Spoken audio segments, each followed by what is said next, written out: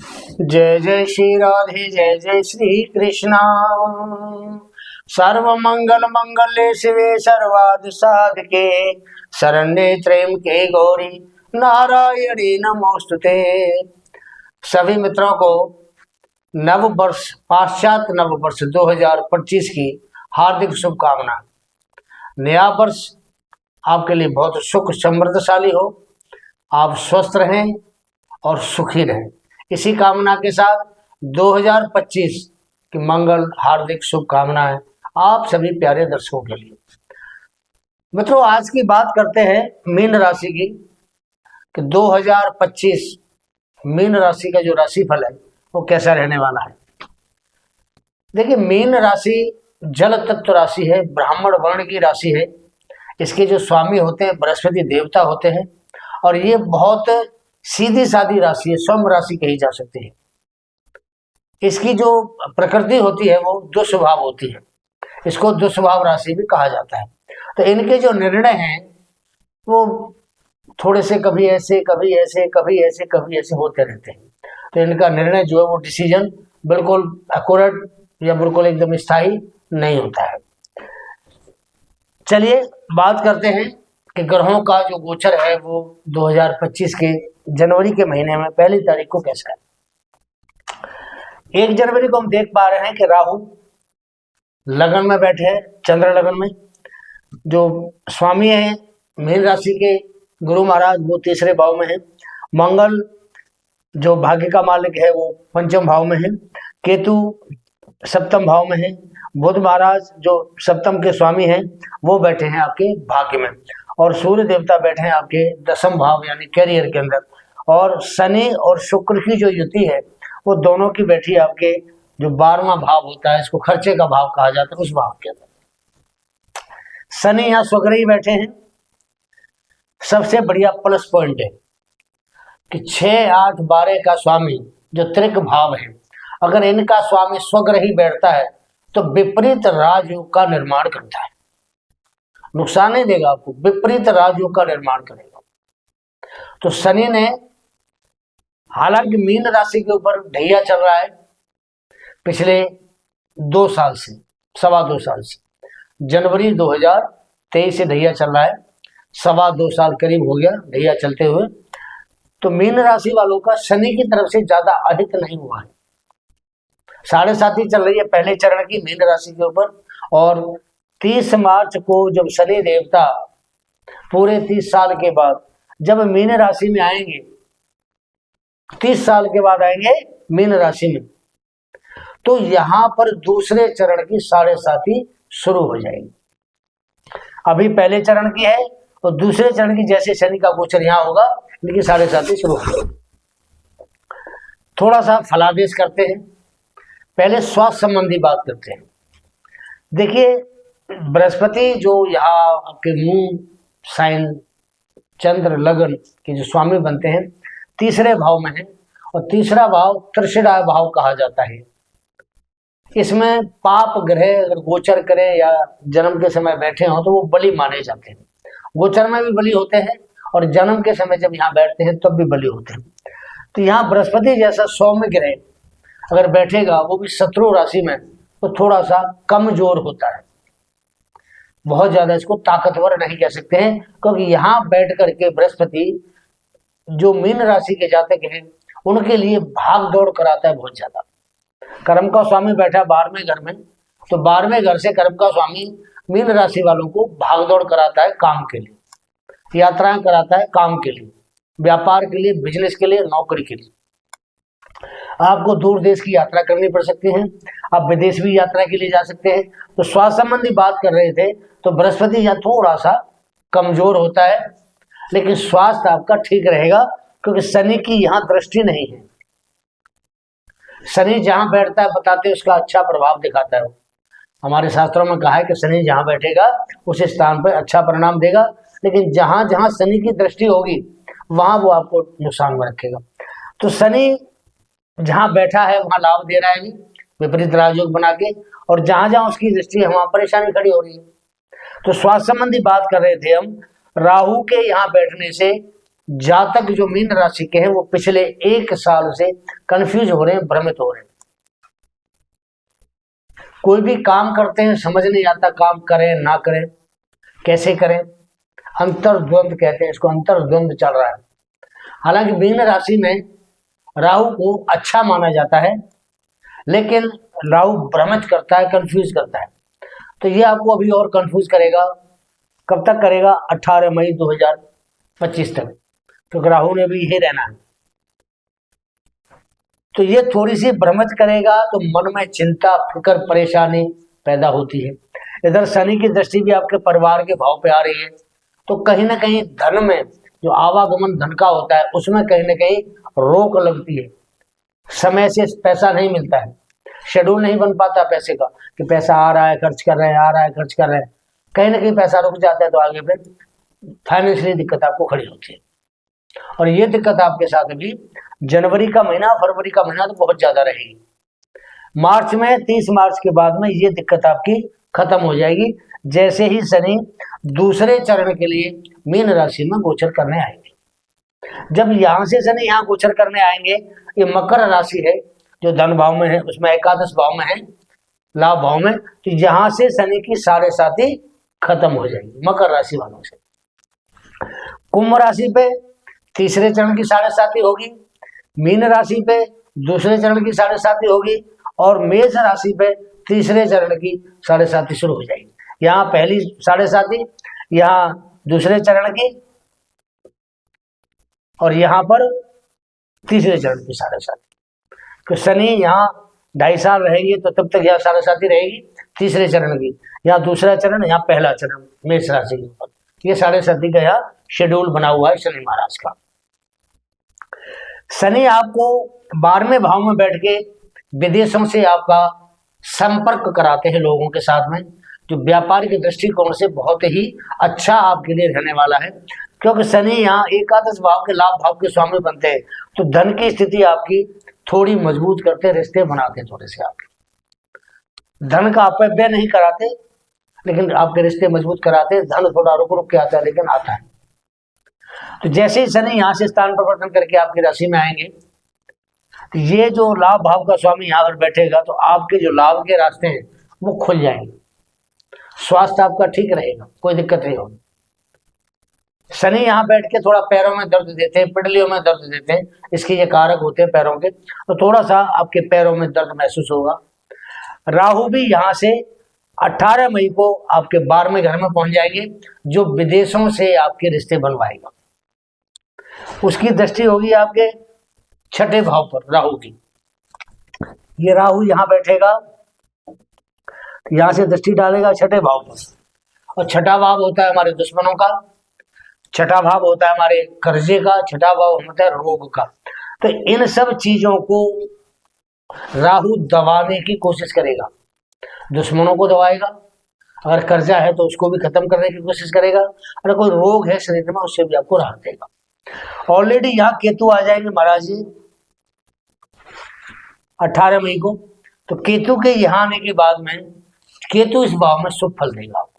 तो ये त्रिकोण का त्रिशा, ये भी त्रिशा भाव होता है, तो यहाँ पर आपको केतु बैठ के अच्छा परिणाम देगा।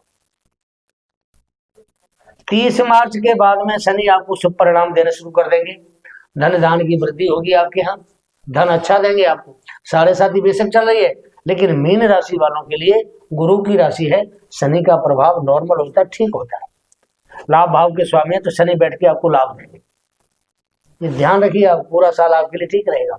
मार्च के बाद में बहुत बढ़िया समय आपके लिए, मार्च से थोड़ी भागदौड़ ज्यादा रहेगी। इस साल में ये सारे ग्रह जितने भी आप देख रहे हैं, इन सब ग्रहों का स्थान परिवर्तन, ये पहला साल आया है 2 साल के बाद, 3 साल के बाद, कि यहाँ ये सब ग्रहों का स्थान परिवर्तन है। शनि 30 मार्च को स्थान परिवर्तन करेंगे, गुरु 15 मई को स्थान परिवर्तन करके यहाँ आएंगे, राहु और केतु का स्थान परिवर्तन होगा, राहु यहाँ चले जाएंगे और केतु महाराज यहाँ पे आ जाएंगे। अब बात करते हैं बृहस्पति देवता की, आपके लगने से इनका आपके साथ किस तरह का ये आपको लाभ देंगे। चतुर्थ भाव में बृहस्पति को अच्छा माना जाता है, चतुर्थ भाव में अच्छा माना जाता है, कि चतुर्थ भाव होता है चंद्रमा का काल चक्र कुंडली के अंदर, तो चंद्रमा के भाव में जब बृहस्पति बैठता है तो एक प्रकार का उच्च का प्रभाव देता है। लेकिन यह मिथुन राशि में है और मिथुन राशि को केंद्राधिपति दोष भी लगता है यहाँ, तो गुरु के यहाँ बैठने से आपको एक अच्छा लाभ मिलेगा। पहला लाभ तो ये होगा, आपके माता का स्वास्थ्य खराब था, माता का भाव है तो स्वास्थ्य उनका ठीक हो जाएगा, ठीक होने लग जाएगा, या थोड़ा बहुत बीमारी होगी तो ठीक हो जाएगी, लंबी होगी तो ठीक होना शुरू कर देगा। यहाँ से बृहस्पति की दृष्टि अष्टम भाव पे जाती है। अष्टम भाव आपका आध्यात्मिक का भाव माना जाता है, ज्यादातर आयु का भाव भी माना जाता है, रोग का भाव माना जाता है। तो बृहस्पति लग्नेश है और लग्नेश की जहां जहां दृष्टि जाएगी उस भाव में आपको फायदा देंगे, नुकसान नहीं करेंगे। अष्टम भाव से आपको लाभ मिलेगा। ये भाव अचानक लाभ का भाव होता है, इससे आपको अचानक लाभ प्राप्त होगा। अष्टम भाव से आध्यात्मिक ज्ञान आपका बढ़ेगा। और यहाँ पर बृहस्पति की जब दृष्टि जाती है तो ये भाव आपकी आयु को भी बढ़ाने वाला होगा। बृहस्पति की 7वें दृष्टि आपके दशम भाव पे जा रही है। दशम भाव अपना ही भाव है बृहस्पति का, अपनी ही राशि है। तो भाई जो अपनी राशि के ऊपर दृष्टि ग्रह कोई डाल रहा है अपने भाव को बढ़ाएगा, अपने घर को बढ़ाएगा, वृद्धि करेगा घर की। तो बृहस्पति भी दशम भाव की वृद्धि करेंगे, आपके कैरियर में बहुत अच्छा ग्रोथ देंगे। आप जो व्यापार करते हैं व्यापार बढ़ेगा, नौकरी करते हैं नौकरी में पद प्रमोशन स्थान परिवर्तन बहुत सारी चीजें आपके साथ होंगी, अच्छी होंगी। स्थान परिवर्तन भी होगा तो अच्छा होगा, जॉबलेस है तो जॉब मिलेगी, व्यापार करते तो व्यापार में ग्रोथ होगी, व्यापार अच्छा चलेगा आपका। तो शनि बृहस्पति यहाँ बैठ करके आपको दशम भाव का अच्छा परिणाम देंगे। बृहस्पति यहाँ बैठे हैं तो कोई जमीन जायदाद अगर आप लेना चाहते हैं, प्रॉपर्टीज लेना चाहते हैं, काफी दिनों से आपके मन में था कोई लेने के लिए, आप ले सकते हैं। समय रहेगा 15 मई से लेकर के और 31 दिसंबर तक। उसके बाद कोई वाहन लेना चाहते हैं, घर में कोई नया काम शुरू करना चाहते हैं, कोई नया कारोबार शुरू करना चाहते हैं, कोई डिग्री लेना चाहते हैं, उसके लिए आपने एप्लीकेशन लगानी होती है कि डिग्री लेने के लिए, उस स्कूल में एडमिशन लेने के लिए। तो ये सारे काम बृहस्पति आपको बड़े आराम से करा देंगे, क्योंकि उनकी दृष्टि दशम भाव पर अपने ही घर पर जा रही है। बृहस्पति की यहाँ से दृष्टि आपके 12वें भाव पर भी जाती है। अब 12वां भाव क्या होता है? 12वें भाव में गोचर आ जाएगा राहु का, यहाँ राहु का गोचर होगा और यहाँ से बृहस्पति उनको देखेंगे और राहु की दृष्टि बृहस्पति के ऊपर होगी, वहां से दोनों एक दूसरे पर दृष्टि डालेंगे। राहु शॉर्टकट देने वाला ग्रह है। आपको अगर कहीं काम करना है, कोई कामयाबी हासिल करनी है तो राहु वहां आपको शॉर्टकट देता है। बृहस्पति की दृष्टि जाने से राहु का परिणाम भी थोड़ा शुभ रहेगा, आपके साथ में ज्यादा दिक्कत राहु भी नहीं करेगा। तो ये जो राहु यहाँ बैठा है और बृहस्पति इसको दृष्टि डाल रहे हैं, तो ये आपके 12वें भाव एक्टिव करेगा और 12वां भाव एक्टिव होते ही आप विदेशों से संपर्क बनाएंगे, आपको उससे अवश्य लाभ होगा। व्यापार करते हैं विदेशों से व्यापार करिए, इंपोर्ट एक्सपोर्ट का काम, ट्रेडिंग का काम कर सकते हैं, यात्रा करनी है विदेशों की यात्रा भी कर सकते हैं। जो छात्र पढ़ने वाले हैं, पंचम भाव की बात करते हैं, जो छात्र पढ़ने वाले हैं उन छात्रों के लिए सबसे अच्छा समय है।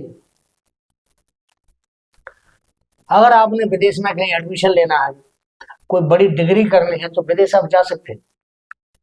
बृहस्पति की दृष्टि आपको 15 मई के बाद आपको लाभ देगी, क्योंकि बृहस्पति पंचम भाव में भी गोचर करेंगे 18 अक्टूबर को।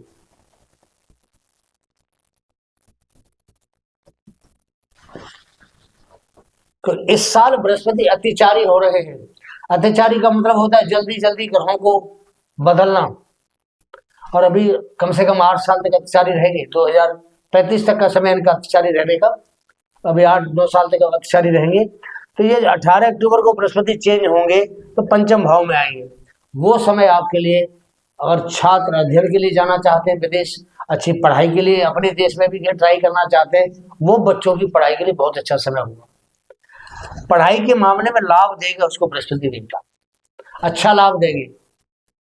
18 अक्टूबर से लेकर 5 दिसंबर तक बृहस्पति पंचम भाव में रहेंगे और पंचम भाव में रहकर पंचम भाव संबंधी लाभ देंगे। संतान की बात करें तो संतान संबंधी आपको बृहस्पति सुख देगा, और अच्छा सुख कब देगा? 18 अक्टूबर को जब पंचम भाव में रहेगा। 18 अक्टूबर से 5 दिसंबर।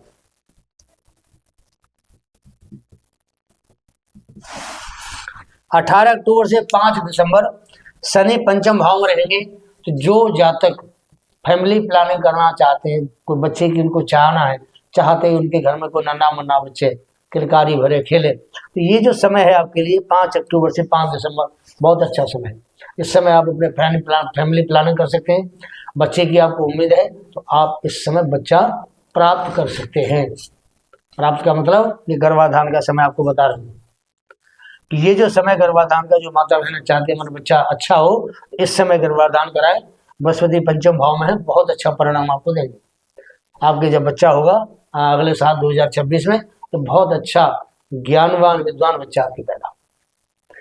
लग्न रेशन की बात करें तो देखिए शनि आपके 12वें भाव में, या सॉरी 12 नंबर में, और यहाँ लगन में आके बैठ गया 12वें भाव से राशि में आके बैठ गया आपकी। अब जब लगन में बृहस्पति जैसा ग्रह बैठता है तो प्यार मोहब्बत इनमें थोड़ा सा ये कुछ कमी करता है। लव रोमांस कपल जो रिलेशनशिप होता है उसमें थोड़ी सी दिक्कत करता है। ठीक है, मिला जुला प्रभाव रहता है, बहुत बढ़िया नहीं कह सकते। शादी वाले जातकों की बात करते हैं। शनि जब यहाँ गोचर करेंगे अच्छा प्रभाव दिखाएंगे। आपको बता रहा हूँ बार बार में कि शनि आपके जब मीन राशि में आएगा तो अच्छा प्रभाव दिखाएगा, नुकसान नहीं करेगा आपको। पहले जो घर कलेश वगैरह हो रही थी आपके घर में 30 मार्च से पहले, आपकी कोई बात सुनता नहीं था, आप गुस्सा रहते थे, क्रोध आता था, अपने पति के ऊपर भी आप क्रोध करते थे कि 6-8 का यहाँ दोष बना हुआ है, तो वो जो हालत आपकी पहले थी 2024 में, 2023 में, ये 2025 आपके लिए सौगात लेके आया है। आपके दाम्पत्य जीवन में शनि बहुत ही अच्छा प्रभाव करने वाले हैं। पति पत्नी का मतभेद दूर होगा। शादी योग्य जो जातक है उनकी शादियां होंगी, जिनकी शादी टल जाती थी, लड़का नहीं मिलता, लड़की नहीं मिलती, या मिल गई तो बात नहीं बनती, ये सारी चीजें खत्म हो जाएंगी और शनि यहाँ से बैठ के आपको अच्छा प्रभाव देंगे। शनि का जो गोचर है आपके मीन राशि में बहुत ही ठीक रहने वाला है, अच्छा रहने वाला है, क्योंकि बृहस्पति के घर में शनि ज्यादा नुकसान नहीं करते। आपको पहले भी अपने वीडियो में बताया, आज फिर बताता हूँ कि शनि यहाँ बैठ के आपको अच्छा प्रभाव देंगे। बृहस्पति की राशियों में धनु राशि हो चाहे मीन राशि, इसमें बैठ के शनि ज्यादा नुकसान, ये गुरु की इज्जत करते, नुकसान ज्यादा नहीं करते। बेशक 7.5 नुकसान नहीं करते ज्यादा। तो जो विवाह संबंधी बातें थी उनमें आपको लाभ होगा कि शनि कर्म के कारक है।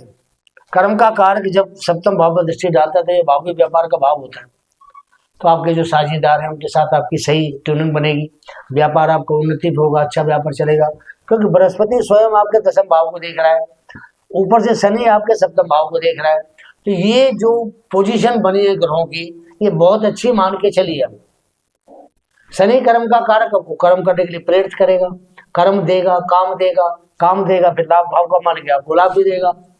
और बृहस्पति आपके 4th भाव में बैठा है, 4th भाव में सुप्रभाव देता है, गोचर में हो चाहे जन्म कुंडली में हो, बहुत अच्छा प्रभाव देता है। जन्म कुंडली में तो कहते हैं कि अगर किसी केंद्र में बृहस्पति बैठ जाए, 1, 2, 3 और 4 एक केंद्र के भाव है, अगर किसी की कुंडली में जन्म के समय बृहस्पति बैठ जाए 100 दोषों को माफ करने वाला होता है बृहस्पति, और गोचर में बैठेगा तो बहुत अच्छा प्रभाव देगा आपको, खासकर 4th भाव में।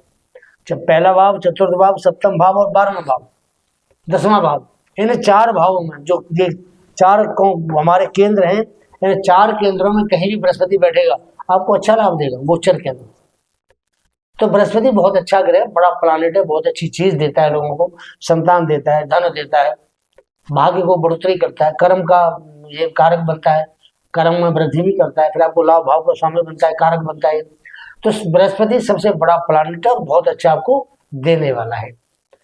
तो ये बृहस्पति का जो ये गोचर है 15 मई के बाद, ये बहुत ही शानदार एक यूटर्न साबित होगा आपके मीन राशि वालों की जिंदगी में। अभी हम ढैया की बात नहीं कर रहे हैं, यहाँ ढैया शुरू हो चुकी है, यहाँ दूसरा स्टेप चल रहा है, इसका आपको आगे वीडियो बनाएंगे, इसमें आपको बताएंगे। अभी सिर्फ ग्रहों के गोचर की राशि भर की बात कर रहे हैं। मेरा जनवरी के अंदर वीडियो आएगा ढैया का, उसमें क्लियर बताएंगे कि ढैया का क्या क्या प्रभाव आपको मिलेगा और कैसे कैसे मिलने वाला है। तो कुल मिलाकर की ये जो पोजीशन है अभी आपको जो बताई है, कि 2025 में 30 मार्च के बाद शनि बहुत अनुकूल प्रभाव देने लग जाएगा, और 15 मई के बाद बृहस्पति बहुत अनुकूल प्रभाव देने लग जाएगा। ये 2 ग्रह ऐसे हैं जो मीन राशि को एक यू टर्न देंगे, नया प्लेटफॉर्म देंगे हर तरीके से। जिन दोस्तों ने हमें अभी तक सब्सक्राइब नहीं किया है, हमारे चैनल को आते हैं देखते हैं, उनसे मेरा निवेदन है कि भैया आपका कुछ खर्चा तो होता नहीं है, एक सिर्फ आपने बटन दबाना है सब्सक्राइबर का, सब्सक्राइब करिए, बेल पर जो आइकॉन है उसको ऑल करिए, आपको हमारा नोटिफिकेशन सबसे पहले हमारा वीडियो डालेंगे तो आपके पास जाएगा। अगर आपको वीडियो हमारा अच्छा लगता है तो आप लाइक करके शेयर उसको अवश्य करें, और सब्सक्राइब करेंगे तो हमें बड़ी खुशी होगी। आपके सब्सक्राइब करने से हमारा हौसला बुलंद होता है और नई नई जानकारी, अच्छी अच्छी जानकारी आपके सामने हम लेके आते हैं। अब राहु आपका 12वें भाव में बैठेगा, कुछ थोड़ा सा आपके लिए 19-20 प्रभाव भी दे सकता है। उसके लिए आपको उपाय बता रहे हैं, वो उपाय ध्यान से आपको सुनना पड़ेगा, तो बिना उपाय के राहु आपको अच्छा प्रभाव देने में सक्षम नहीं होगा, क्योंकि आज के दौर में राहु बहुत प्रबल है। और राहु एक तरह से इसको कलयुग का सबसे बड़ा ग्रह मान सकते हैं। ये चाहे तो रात रात में आपको राजा बना दे, चाहे रात रात में आपको फकीर बना दे, इसकी ये पावर इसके हाथ में। हमारा ये संस्थान है ज्योतिष सेवा वृंदावन, ये कुंडली विशेषण के लिए आपको प्रेरित कर रहे हैं हम कि आप आइए। अगर आपको कोई दिक्कत है, कोई परेशानी है, आपके साथ कोई समस्या आ रही है, अपनी डेट ऑफ बर्थ हमें भेजिए और पाइए हमारे संस्थान से सटीक और सुलभ उपाय, जिससे आपकी जिंदगी रोशन होगी, आपके दुखों का अंत होगा। हमारे यहाँ हर प्रकार के जेम स्टोन में मिलते हैं। आपको हीरा, मोती, पन्ना, पोखराज, कोई भी रत्न लेना हो, संस्थान से संपर्क करिए, अपना डेट ऑफ बर्थ भेजिए और पाइए अपने लायक आप क्या पहन सकते हैं उसकी जानकारी, और हमारे संस्थान से आप उचित मूल्य पर लैब टेस्ट जेन्युइन जो स्टोन है वो हमारे यहाँ से प्राप्त करें। आपको उपाय बताते हैं राहु के लिए छोटा सा। 3 नारियल लेने हैं पानी वाले, जिसको हम फोड़ के खाते हैं, गोला निकाल के खाते हैं, उसको जटा वाला नारियल कहा जाता है। वो नारियल आपने लेना है 3, काला कपड़ा लेना है कम से कम 1.25 मीटर। उस 1.25 मीटर कपड़े में उन तीनों नारियल को बांध करके और बुधवार के दिन अपने ऊपर उतारा करें। अगर आपको राहु खराब प्रभाव दे रहा है, अपने ऊपर उतारा करें, जैसे घड़ी चलती है क्लॉकवाइज।